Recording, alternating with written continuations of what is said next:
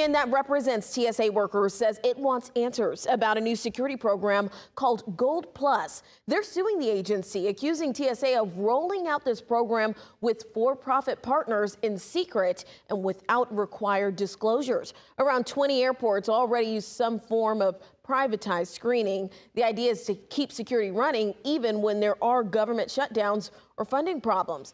But the union says it's worried about what this could mean for public safety and for TSA officers' job security. Well, the